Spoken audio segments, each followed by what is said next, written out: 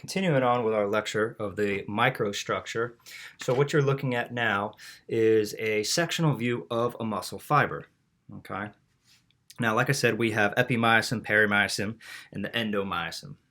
So what we're looking at here is the interior structure of the muscle fiber. So you have, first of all, the sarcoplasm.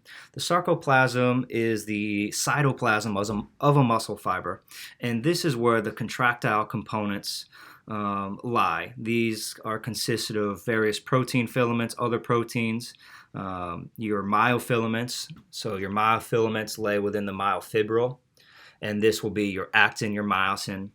Like I said, it has other proteins. The other protein structures specifically are nebulin and titin. These two proteins aid in the contraction of a muscle in addition to myosin and actin.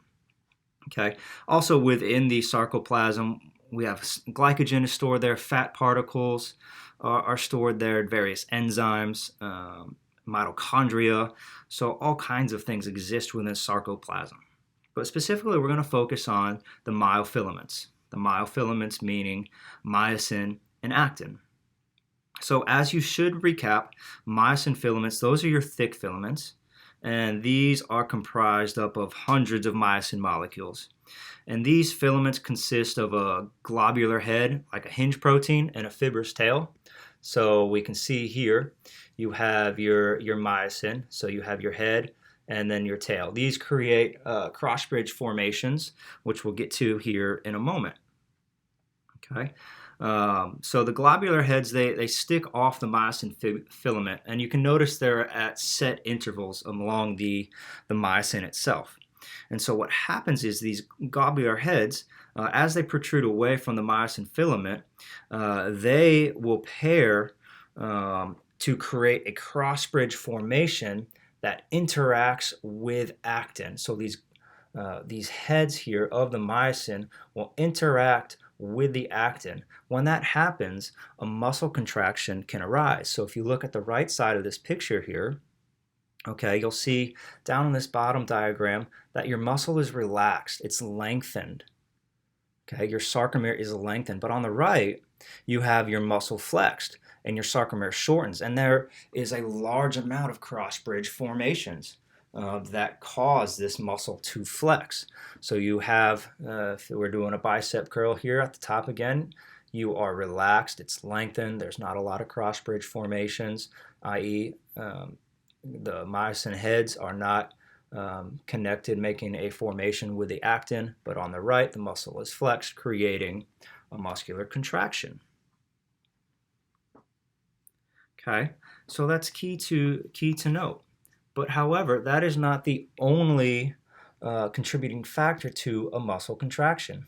You have what is known as an action potential that also aids in creating a muscular contraction. Now, to understand a muscle action potential, just an action potential, you need to understand that within the sarcoplasmic reticulum, okay, there are calcium ions that are stored there.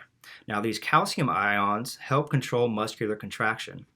And then you have these T tubules, okay, that run perpendicular to the sarcoplasmic reticulum. And what happens is these two tubules, they run between the outlying myofibrils, which work in conjunction with the sarcolemma to discharge the action potential. So calcium is released from the SR down the T tubules, and then this calcium helps discharge this electrical nerve impulse. This electrical nerve impulse is known as the action potential.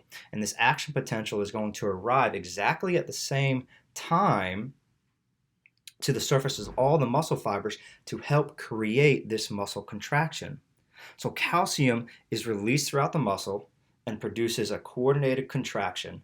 Action potential, that electrical impulse is stimulated, and so at the same time as these myosin heads are joining to create cross-bridge formations on actin, action potential is released, this electrical energy, and that is what causes contraction. So there's multi components going on to create a muscle contraction. But specifically, we're going to dive in a little bit deeper with this knowledge, and we're going to look at the sliding filament theory of muscular contraction next in another video.